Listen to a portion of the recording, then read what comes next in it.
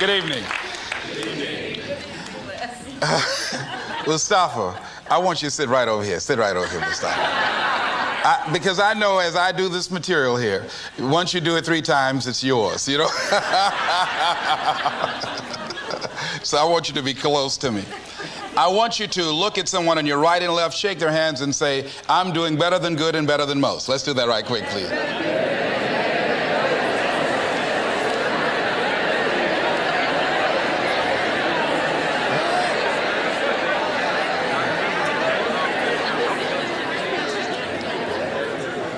All right. I'd like to talk with you this evening about being hungry. Somebody said, I'm hungry. It is something I like to share some ideas and thoughts with you. I'm not asking that you believe anything that I say. I'm not asking that you agree with me. I'm merely asking that you stand on and in the conversation that we'll share with you this evening, and if there's something that I say that can fit and work for you, I say use it. If not, discard it and let it be. Is that all right? Yeah. Say, that's fair enough. Very good. All right. One of the things I have realized, and many of us have, that if you want something out of life, if you want to change yourself, if you want to acquire something, if there's some goal that you want to reach, that is really not easy as some people will make us feel. That living your dream, changing your behaviors, overcoming negative habits, it's challenging. It's hard. That living alone is just very difficult. And once we begin to come to grips with the fact that living is difficult, life is very challenging. I heard a song once by a guy named Dimples called, If It Ain't One Thing, It's Another. I say to you, if it ain't one thing, it's 12 others. Always something. You will never ever have a problem-free moment in life. Somebody said, and I like this, that you either in a problem or just left one or headed toward one. Anybody found that to be so? Raise your hand if you know what I'm talking about. I mean, there's always something. So how do we begin to nurture that hunger? What are the characteristics or the qualities of people that are hungry? What will it take for me to get some of the things that I want? And being hungry for those things. Number one, you've got to work on yourself. It's very important that you engage in an ongoing process to develop you. Spend more time on yourself than what you've been spending. It's very important. You owe that to yourself. I was reading a book by Og Mandino called The University of Success. Read one line, gave me a chill. I didn't have to read anything else in the book. He said, many of us never realize our greatness because we become sidetracked by secondary activity. We spread ourselves too thin, don't know how to say no. And we find ourselves doing all kinds of things and never ever have time to do those things that we need to do to work on ourselves. And then there goes a second, there goes another second, there goes another second, and we can't stop and hold time. And before you know it, you wake up one day and you're behind on your dreams and your bills.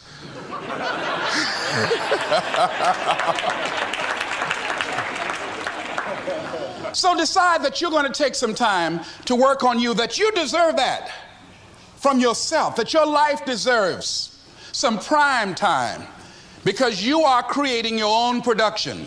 As Michael Todd would say, you are the star of your show. You are the director. You're writing the script. And you will determine whether your life is a smash office hit or flop. You determine that. Working on yourself, talking to yourself. That's so very important. Overcoming the negative conversation, that inner dialogue that's going on all the time, even when you don't want it to be there. You can't stop yourself right now from thinking. You can't do it. It's going on. And so learning how to empower yourself, part of doing that is standing up to yourself. You've got to stand up inside yourself sometimes and say, shut up. You've got to do this. I was going to give a presentation, and this voice inside of me saying, you can't do this. You don't have everything it takes. I shut up. I am behind on my bills and you're telling me what I can't do. I have got to do it.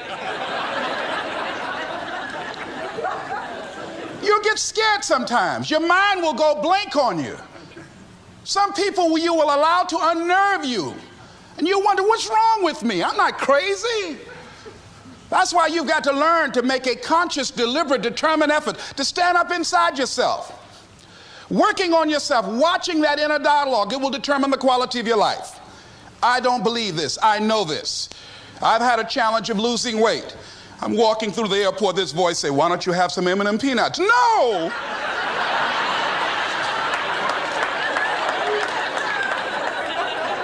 Well, just one.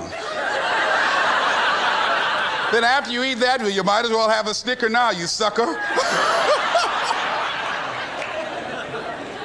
I mean, it's challenging. My mother fixed the kind of sweet potato pie you can't eat with your shoes on. Have to take your shoes off so you can wiggle your toes. It sticks on my fingers. It says, eat it. One little bite won't hurt. That voice, constantly. Little demons from Colonel Sanders driving my car in there. I had to say, no. I'll diet tomorrow. I saw a skinny man get hit by a truck. Had he had a little bit more weight, he might have lived, you know. Some of you know what I'm talking about. Raise your hand if you know that. That voice is awesome. So you have got to stand up to that voice. When you're working on something you want to achieve, you have got to stand up to that voice. You've got to sell yourself every day on your abilities, on what you're doing, on the goal that you want to reach. You've got to sell yourself every day, according to your level of belief. It will manifest itself in what you're doing. Whatever we have right now, whatever we're demonstrating in our lives, is a result of what we believe subconsciously that we deserve. And part of increasing that belief level is that you have got to convince yourself every day. You've got to sell yourself. I do a lot of training for many corporations, and I conduct sales seminars, and I've heard all kind of guys doing techniques and training people techniques of how to close sales and how to work with and begin to control the sale and how to ask for the close. Let me share something with you. You can learn all the techniques in the world. If you don't believe in yourself, it won't happen for you. I learned all of it. So that's why I do a training called Focus on the Seller. You've got to focus on you. And as you convince you, as you sell yourself every day, you will begin to see a difference in the things that you're doing. Selling yourself on your ability to perform a job, to achieve a certain objective. Telling yourself every day, here I go again. And I got what it takes. This is my day. And nothing out here is going to stop me. And when you go out there, life say, come over here. Say it again. Well, I'll be back tomorrow. That brings me to the next thing. It takes courage to act. Part of being hungry when you've been defeated, it takes courage to start over again. I used to do door-to-door sales, and I was working with another friend of mine, and door-to-door sales, I mean, it's punishing. It's cruel and unusual punishment. And I was a little boy knocking on the door. Hello, would you like to buy a nice working television set? No money down? No! Bam! They slammed the door in your face. And the friend of mine that was working with me, they slammed the door in his face, and I looked back, and he was going to the car. He said, I can't do this. And he sat down in the car, and he said, you go ahead, I'll be here when you get back. Now, he had a mother and father to take care of him. My mother was ill. I am adopted. I was hungry. I had to go on. I learned something about myself. That when you step into your fears, somebody said, it was Winston Churchill, he said that courage is going from failure to failure without losing enthusiasm. When you step into your fears and continue to push yourself to go on, something happens for you. It will enable you to transcend yourself. I went to the next store.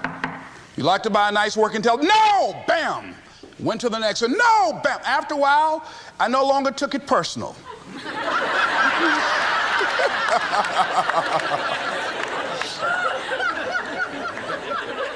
And I began to play a game. I said, well, I know there's a yes out here somewhere, and I'm going to keep on until I find it. And I'm not going home until I do. And I continue to knock on doors. And then somebody eventually would say yes. And I said, are you sure? And I would go in there and I would get the sale. When you have something you want to do, if you don't develop the courage to do that which has been given you to do, and you spend a lot of time going around trying to convince other people or trying to get their approval, what will happen is that you will lose your nerve. And other people will convince you that what you're doing doesn't have any value, and you'll give up on your dream. It's an interesting thing about life, I've also found, that if you don't have the courage to act, sometimes, and particularly, if you have something special to do, life will move on you. If it were not for life, I would still be a disc jockey. I didn't just leave voluntarily to go to the state legislature. I was fired. I was working on a job, and I came home one day. I was married at the time, and I told my former wife, I said, that guy Bert I work for is stupid. She said, if he's so stupid, why does he sign you a paycheck? Now, you see why I divorced her, right? I couldn't stand her. That night, I could not sleep well. Here was a guy that was controlling my life. I was going through all kinds of changes because this man controlled my paycheck. And it was Carlyle who said, truth crushed to earth shall rise again. Winston Churchill said, the truth is incontrovertible. Malice may attack it, ignorance may deride it, but at the end there it is. And we know scripture that says, ye shall know the truth, and the truth shall set you free. And the truth that I had to come to grips with, that I wasn't in charge of my destiny. The truth was that I wasn't giving all that I had. The truth was that there are some things that I wanted to do, but I didn't have the courage to act on those things. And the truth was that Bert Childs was a blessing to me. He made life so miserable for me, I had to start looking at my life differently. I started going to work earlier. I started being the last one to leave there. I started working harder than anybody else. The other guys could not. Why would you work so hard, Les? I said, I'm not working for them. I have been cheating, Bert, I thought. I've been cheating myself and my family. Wherever you are, whatever you're doing, do it with everything that you have. Develop the habit of giving more than what you're paid for. Develop the habit of setting standards that others will be measured by. Someone said, do not go where the path may lead, but go where there's no path and leave a trail. All right? It is easy to be negative today. It is easy to have low morale today. I was at a corporation and they're going through downsizing and going to lay off some 1,500 people over the next few weeks. It's very depressing there. And those people that stay there 9 times out of 10, they're just going to do just enough to keep from getting fired. Anybody can do that. But if you can begin to harness yourself and say that where I am, I'm going to do the best I can with what I got, because that is an expression of who I am. If you get into the habit of just being mediocre, it will become a part of your consciousness. If you get in the habit of giving less than what you have it within you to give, it will begin to reflect itself in your personality. It will begin to damage you psychologically. And you don't want to be a part of that kind of self-destructive behavior. And so you want to set some high standards for yourself. The next thing, part of what feeds that hunger, you've got to develop a sense of urgency. Aurelia said, stop living your life like you have 1,000 years to live. In life, you're either here today and you're gone today.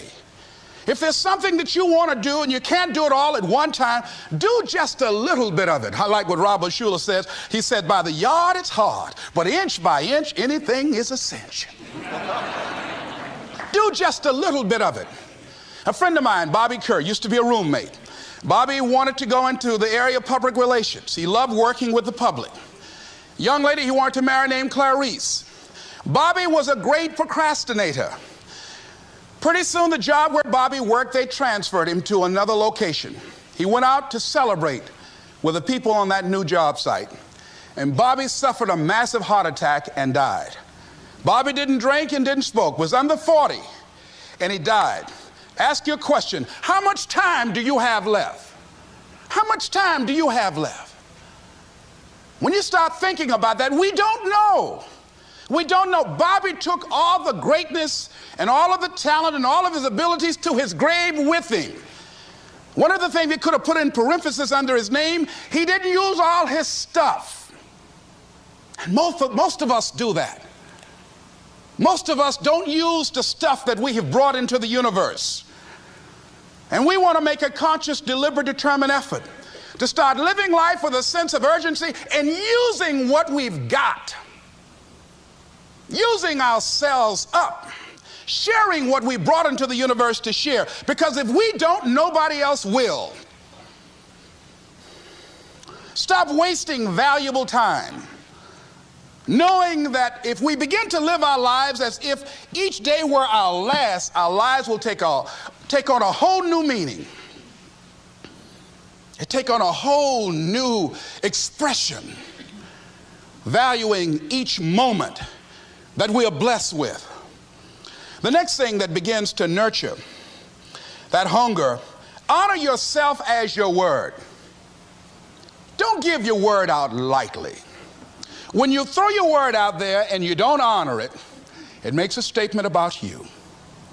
If you decide to maintain a sense of integrity with yourself, that if I speak it, I'm going to live it. It's who I am. And I'm going to be very cautious in how I give my word to others, and most of all with the commitments that I make to myself, because I want my life to reflect my words and honoring who I am and what I express. Another challenging area in terms of nurturing and developing that hunger in yourself is learning the art of becoming single-minded. Learning how to concentrate. Learning how to focus in. And you'll be surprised at the things that you're able to do. When you learn how to block things out, when you learn how to keep thine eyes single, you'll be surprised at the ideas that will come to you, of the people that you'll be able to attract, of the opportunities that you'll be able to see. You'll begin to see things that have been standing there looking you in the face, say, I can't believe this has been here all this time. Here's a habit that I do. Maybe it might be of some value to you. I get up in the morning and I start writing what great ideas that I can think of today that can improve me and that will enable me to reach my goal. And I just let my mind flow. Sometimes I write 15, 20 ideas. Some days it's more difficult than others. One idea can change your life. One idea can turn your life around. Deciding that you're going to focus to develop your skills. The guy was the new owner of a baseball team that was in the basement of the league when he took it over. He went to the pitcher and he said, what is your best throw? And he said, well, I got a good curveball and I've got a good fastball. And he went on talking about his different throws. He said, but tell me this, what is your best throw? He thought for a moment. He said, I've got a good fastball. He said, that's all I want you to work on. Nothing else. Just develop your fastball. The next year, they went to the World Series. Most people don't know where their fastball is. Most people go through life never discovering what their talents are. Most people never develop their talents. They have skills and abilities, but if you don't nurture them, if you don't develop them, they will never serve you. Your gifts can take you many places if you develop your gifts. Most of us don't like to do those things that come easy to us. I've always loved to talk to people. I decided, taking this advice, to develop my skills as a speaker. And my gift has developed and it's taken me many places. You have something that you brought to the universe, and that if you decide that my life deserves my developing this, what I do well, and becoming the best at it, and mastering myself, and seeing what I have within me, if you decide to drop your buckets where you are and develop your gifts, I grant you, you'll never ever be without. I grant you that your gifts will take you places that will literally amaze you. I grant you that if you begin to work to develop your gifts, you'll develop a strong sense of happiness. You'll get a larger vision of yourself, because part of beginning to get a larger vision of yourself, all of us need some area of our lives where we can have a feeling of competence. That people know when they think about this area, that's something you do. That you eat and sleep that, and that you do that, and people know it, and you know it, and you know that you know this. If you don't know anything else, you know this. Can you tell I know what I'm doing? Oh, hello. You know this. So you've got to work on it. When other folk are having a good time, you've got to have the strength of character to concentrate, to read, to digest information. If you decide in any particular area that you're concerned about to make a conscious, deliberate, determined effort to read one book a month in that area, in 5 years, you'll be among the top 5% experts in the world. I read a minimum of 2 books a week. The average American reads only 1 book a year. If you decide that area that you love, that you are going to master that particular area, in this era of accelerated change, overwhelming complexity, and tremendous competition, as you begin to develop and expand your skills and your talents and your vision of yourself, you will always be in control of your destiny. The next thing is, whatever it is that you want to do, you want to do it massively. I have a friend who was telling me that his sales were down. I said, well, how many phone calls you make a day? He said, 25. I said, double them. Make 50 or 75 or 100. He said, oh man, that's just too much. I said, what do you mean too much? You behind on your bills? You're talking about too much? You know one way to get back on your feet real quick is to miss 2 car payments?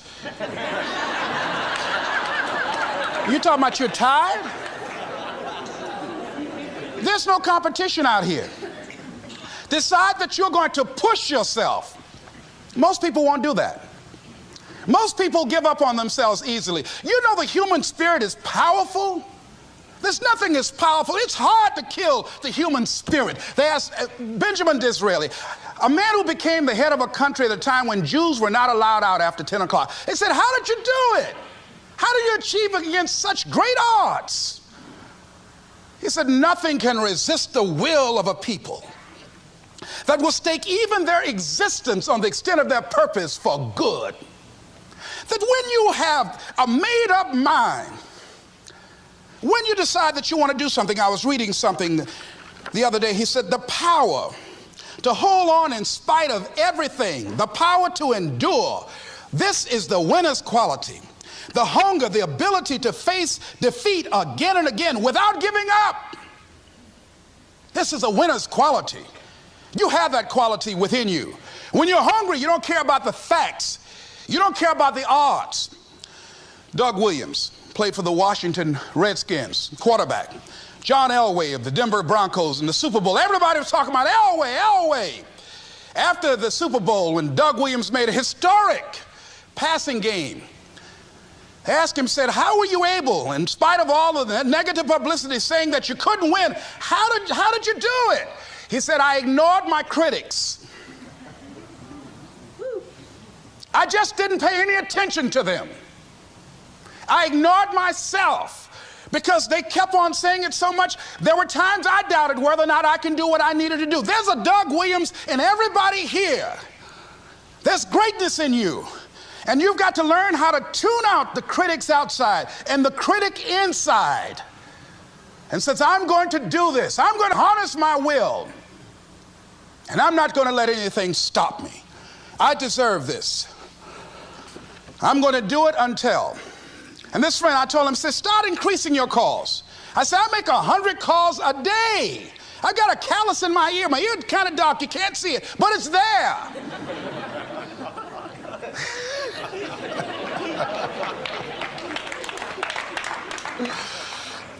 His sales have increased. He's working harder now. The other thing is that if you want something, you have got to be relentless. You've got to learn how to become resourceful. You've got to learn how to become creative. When crises strike in your life, and in the Chinese language, crises mean danger, but it also means opportunity. And this is an opportunity for you to grow. And you've got to be so relentless, regardless of what comes down the pike, that you're always looking for a way to get over, always looking for a way that you can break through, always looking for a way that you can win, always looking for a way that you can strike a telling blow. And pretty soon, I think there's some people watching us in the universe that say, wait, let's call a meeting over here. You know that guy Mustafa? Look at him down there. He won't stop. Just that fool don't know he can't get over. Look here. Why don't we do this? Let him go and let's mess with somebody else. Just let him go on through.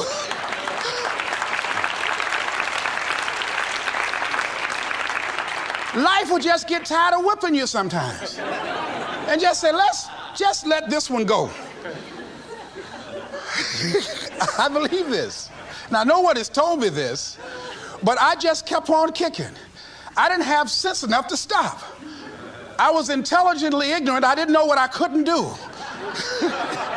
So I just tried anything.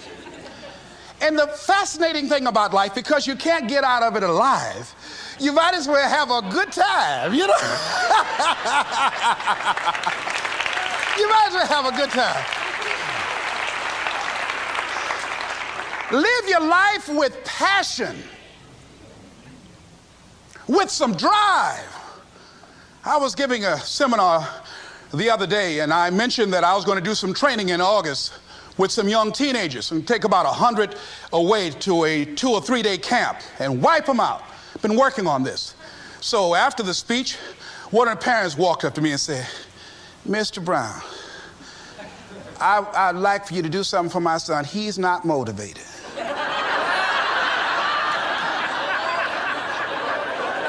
I said, I wonder why.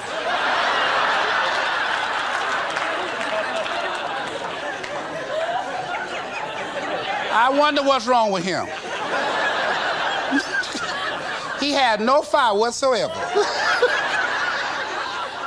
See, what you do speak so loudly, folk can't hear what you're saying. And so if you don't have any fire, you know, you've got to watch the people, the relationships that you develop. Have people of kindred mindsets. If you're around folk who are dead and negative all the time, they will affect you. You want people that are around you that have smiles on their faces, looking good. I was telling a group last week, Abraham Lincoln refused to hire a guy because of his face. They said, but the guy can't help it. He said, anybody over 30 is responsible for their face. If you have some depressing face looking at you every day, it affects your blood pressure. Keep these dead faces away from you. It's contagious. This is serious. So you've got to watch your countenance, watch your face, have an uplifted expression, watch your body posture. All of these things affect you psychically. You've got to be the kind of person that you are fearless. Fearless. Folk leave fearless people alone. There's some people walk through a neighborhood and every dog in the neighborhood would bark at them.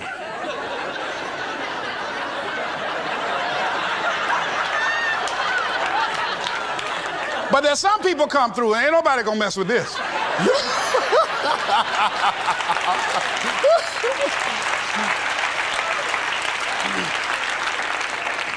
You are unstoppable.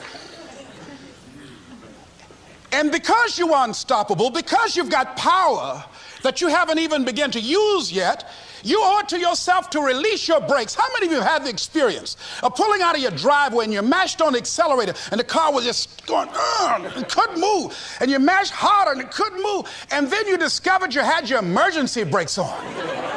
And then you release those emergency brakes and it goes, choo! Have you ever had that experience before? Most of us go through life with our brakes on, holding back, not giving all that we have, not sharing all of ourselves. Most of us go to our graves still holding on rather than releasing it. What are some of those things that keep us from releasing it? Because of past experiences, past defeats, past pain. We look back, well, it didn't work out then. It probably won't work out now. Many people get confused their performances with who they are. I was reading Pat Riley, the coach of the Los Angeles Lakers.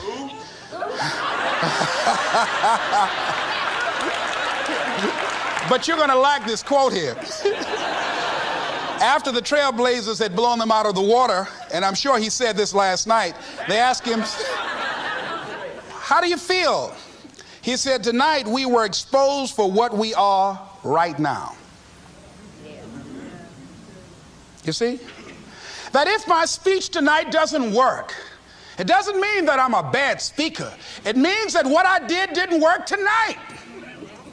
And I've got to separate what I do from who I am. And I've got another shot. See, the last chapter to your life has not been written yet, and it doesn't matter about what happened yesterday. It doesn't matter about the things that you've done that you feel guilty about. If you wouldn't do it today, you're convicting an innocent person.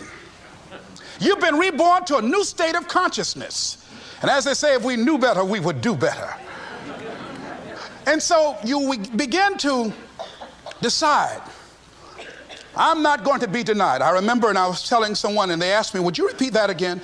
I was interested in going into broadcasting. I'm adopted. And that was my key out. I wanted to make my mama proud of me. I was very much appreciative of what she's done for my brother and sister and I. And that was my way out. And I went over to a radio station, asked a guy and told him that I was interested in broadcasting. He looked at me in my straw hat and my overalls. He said, you have any broadcasting background? I said, no, sir, I don't. What do you do? I cut grass. Young ladies asked me what kind of work I do, and I was working on a garbage truck. I say, well, I'm a sanitary technician. He said, we don't have any job for you.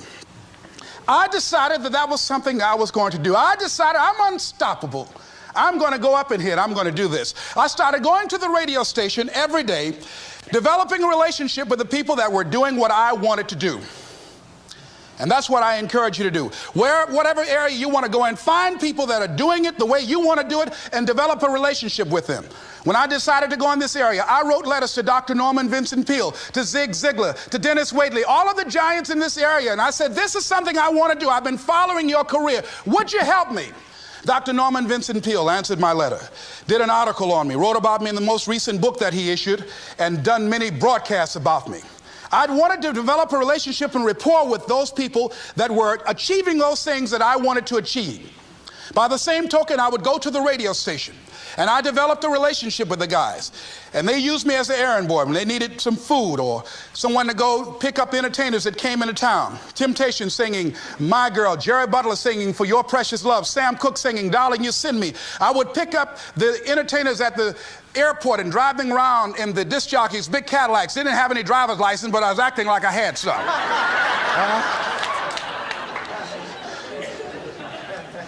Every day I used to go home and work on my communication skills, developing myself.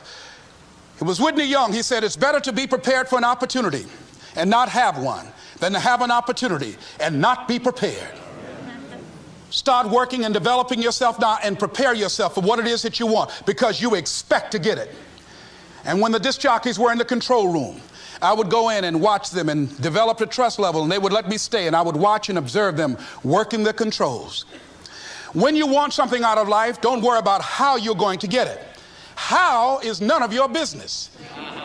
The most difficult thing it is to hold the vision. It's to hold the vision. So there I was at the radio station. A guy was on the air and he started to drink by the name of Rock. I was outside the window looking at him and watching. Hungry and ready, saying, drink, Rock, drink. Pretty soon the phone rang. It was the general manager. I said, hello? He said, Les, this is Mr. Klein. I said, I know. He said, Rock can't finish his program. He's slurring his words. I said, I know. Can you work the controls until one of the other disc jockeys come in? Would you call them? I said, yes, sir. I hung the phone up. I said, now he must be thinking I'm crazy. I called my mom and my girlfriend Cassandra. Said, y'all come out on the front porch and turn up the radio. I'm about to come on the air.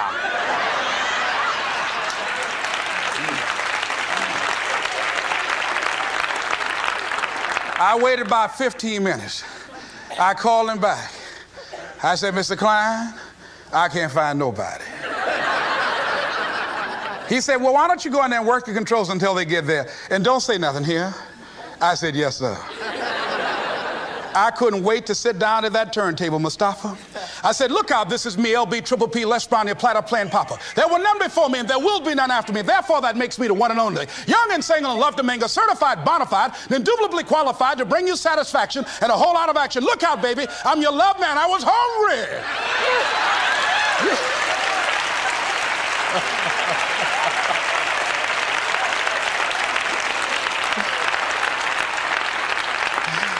Shake somebody's hand on your right and left and say, you've got to be hungry.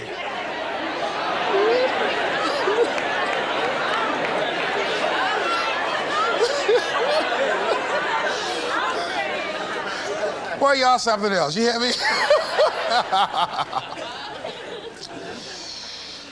You want to be persistent about what it is that you want to achieve. Alexander Graham Bell said, what this power is, I cannot say. All I know is that it exists, and it becomes available only when a man or a woman is in that state of mind in which he or she knows exactly what he or she wants and is fully determined not to quit until they find it. When our children are learning how to walk, how many times will your baby attempt to walk and fall and you just say, just sit down, don't try anymore, you've fallen 20 times. Just sit down somewhere, busting your lip and everything, getting in folks' way. When will a baby walk? It will walk when it walks. That's when it will walk. Les, when will you be known nationally as the motivator? I will be known when I'm known. That's when I'll be known. Don't get caught up in, well, I've tried it 4 or 5 times and things didn't work out. If there's something that you want and you're hungry for it, you've got to do whatever is necessary until. And when you give the best you can and that's not enough, you must do what is required. And don't give up on yourself. Don't throw the towel in so quickly. Many people give up on the 1-yard line, where if they have the determination just to keep on knocking. It's a funny thing about life. If you're home one day and someone is knocking on the door and you say, I don't want to be bothered today. And if that person just keep on knocking, say, can you believe that fool's still knocking? Pretty soon you say, what is it? What do you want? And that's how you've got to be about your dream. Some people, well, I guess ain't nobody home.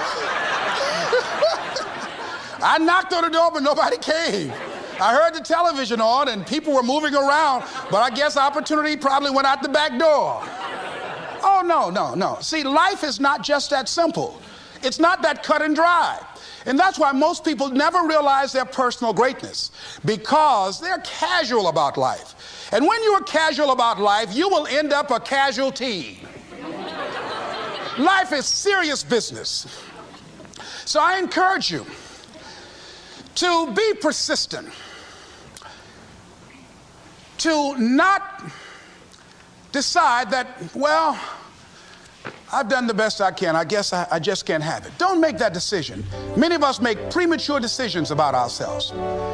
Calvin Coolidge said something, a man who was a president that was not known for his eloquence or making any historical decisions, but something he wrote about persistence. And he says, press on. Nothing can take the place of persistence. Talent will not. The world is full of unsuccessful people with talent. Genius will not. Unrewarded genius is almost a proverb. Education alone will not. The world is full of educated derelicts. Persistence and determination alone are omnipotent. There's a person that is the embodiment of persistence and determination. A person who decided that some time ago that I'm not going to take anything to my grave with me. I'm going to use myself up, and I'm going to give and give and give until my last breath. This summer, I'm going to be working for her and with her doing training, teaching young people techniques and strategies on how to manifest their personal greatness, teaching them techniques and strategies that will change them at the subconscious level, changing their value systems, and let them see the major role they can play in society. Let's give Mrs. Rosa Parks a round of applause, if you please.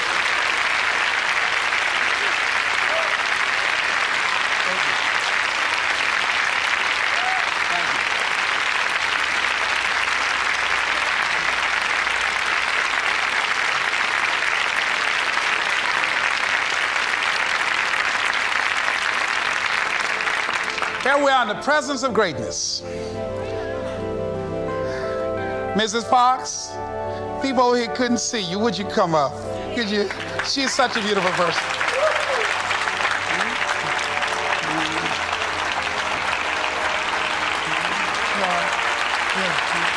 Beautiful person.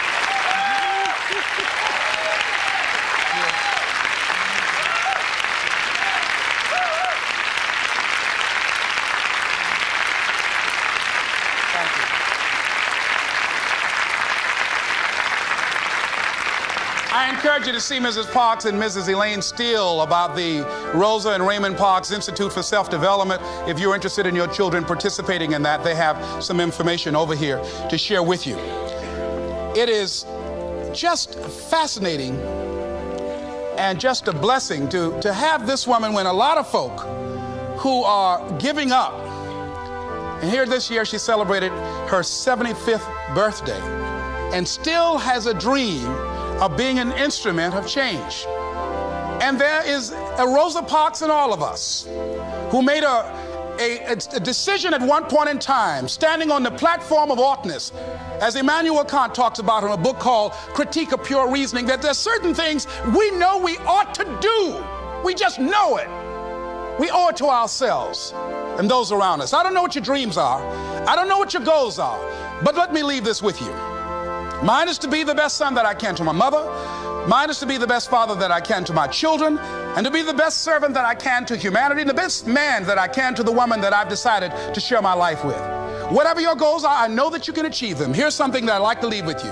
It says simply that if you want a thing bad enough to go out and fight for it, to work day and night for it, to give up your time, your peace, and your sleep for it, if all that you dream and scheme is about it, and life seems useless and worthless without it, and if you gladly sweat for it and fret for it and plan for it, and lose all your terror of the opposition for it, and if you simply go after that things that you want with all of your capacity, strength and sagacity, faith, hope, and confidence, and stern pertinacity, if neither cold poverty, famish, or gout, sickness of pain of body and brain can keep you away from the thing that you want, if dogged and grim you besiege and beset it, with the help of God you'll get it. This is Mrs. Mamie Brown's baby boy, Leslie Calvin Brown, saying it's been a plum pleasing pleasure as well as a privilege. Thank you all.